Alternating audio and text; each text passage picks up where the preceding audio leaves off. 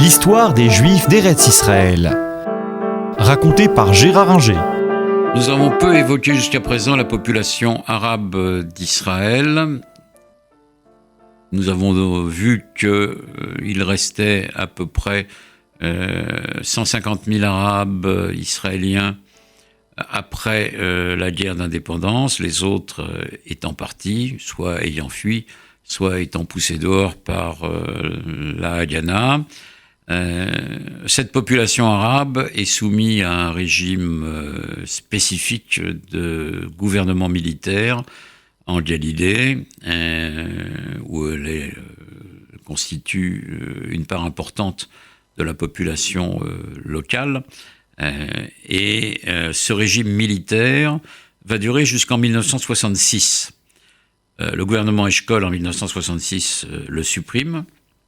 Donc les Arabes deviennent des citoyens israéliens comme les autres, mais pas tout à fait comme les autres, puisqu'ils sont dispensés de services militaires, sauf les Druzes, et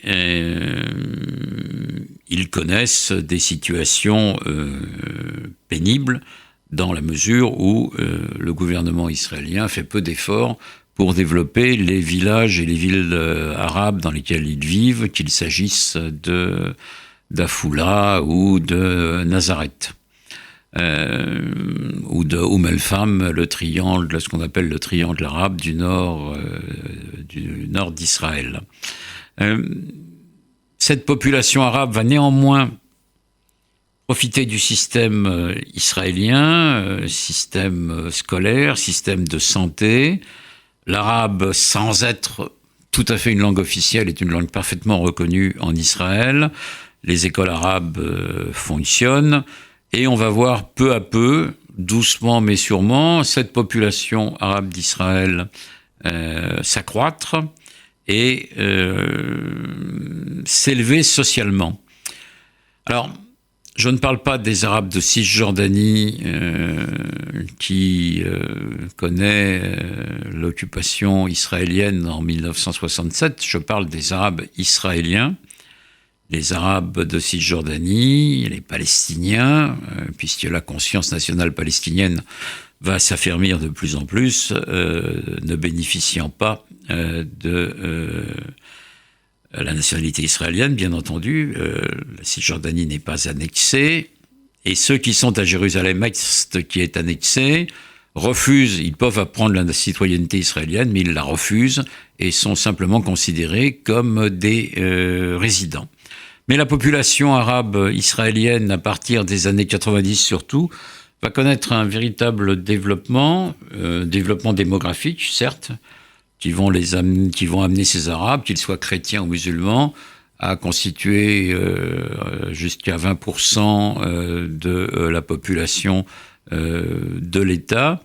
Mais cette croissance démographique est en train de se stopper parce que peu à peu, les Juifs, religieux pour la plupart, mais pas uniquement, font davantage d'enfants. Si vous rajoutez à ça l'immigration juive, vous avez un maintien d'un certain équilibre et il ne dépasse guère ces 20%. En revanche, ils s'élèvent socialement et deviennent médecins, avocats, ingénieurs et constituent à Haïfa, mais aussi à Tel Aviv ou à Jérusalem, un nombre important de la population estudiantine et donc se développe.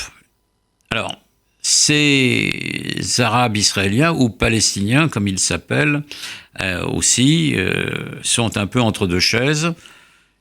Ils reconnaissent l'intérêt d'être israéliens parce qu'ils bénéficient d'un certain nombre de services et d'avantages sociaux.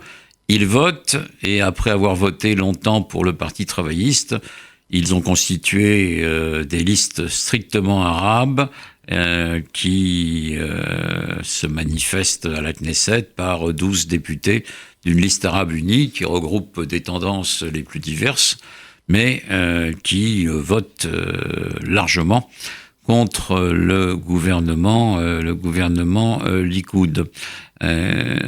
Et, comme on l'a dit, ils progressent socialement, mais en même temps, ils sont conscients de leur arabité et de leur spécificité.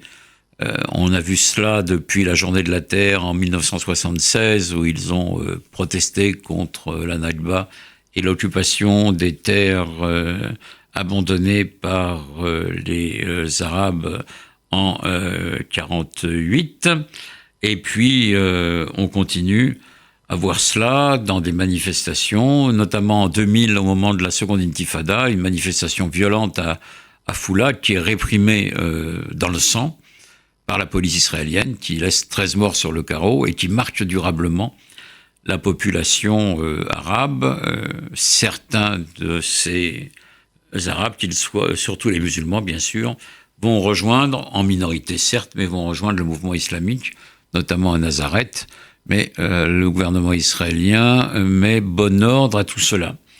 Les Druzes, qui constituent une population à part, dans la mesure où elle est plutôt de rite alaouite et chiite, restent totalement fidèles à l'État d'Israël depuis la création de l'État. Pour les Druzes, où qu'ils soient, le gouvernement en place est le gouvernement, la loi de l'État est la loi. C'est le cas des Druzes libanais, mais c'est le cas aussi des Druzes israéliens, qui font leur service militaire et qui servent loyalement l'État d'Israël, notamment dans les gardes-frontières, et qui payent assez souvent un lourd tribut à la défense de l'État d'Israël. Les Druzes du Golan, en revanche, eux, continuent à se réclamer du gouvernement syrien et ne collaborent qu'au minimum avec les Israéliens et refusent de prendre la nationalité israélienne. Donc une situation très différente. Et donc voilà où en est la population israélienne aujourd'hui, avec une immigration qui vient maintenant d'un peu partout, mais à un niveau relativement modeste, qui pourra peut-être se renforcer malheureusement si un jour le gouvernement anglais devient travailliste, parce que Jeremy Corbyn fait preuve de ce qu'on pourrait appeler véritablement un antisémitisme, que ça lui plaise ou non. C'est de l'antisémitisme qu'il manifeste, notamment lorsqu'il déclare que les sionistes qui vivent en Angleterre ne comprendront jamais l'ironie anglaise. Ça me rappelle une phrase de Maurras, « Jamais un juif ne comprendra un vers de Racine ». Et c'est typique d'un antisémitisme classique. Donc la population israélienne aujourd'hui en est là, avec des melting pots qui fonctionnent plus ou moins, et avec des divisions qu'on connaît entre laïcs et religieux, ce qui fait que quelqu'un comme Rivlin, qui est maintenant président de l'État, déclare qu'il y a 4 tribus en Israël, les laïcs, les religieux traditionnalistes, les haredim et les ultra-religieux, et les arabes. Comment tout ça va-t-il évoluer et quel va être l'avenir de l'État d'Israël et de ses populations? Le propre des historiens, c'est de ne pas prévoir et prédire l'avenir. Comprendre le passé est déjà assez compliqué, donc je ne suis pas qualifié pour dire quoi que ce soit sur l'avenir de l'État d'Israël, que j'espère, comme chacun d'entre vous, prospère et heureux. Merci à tous.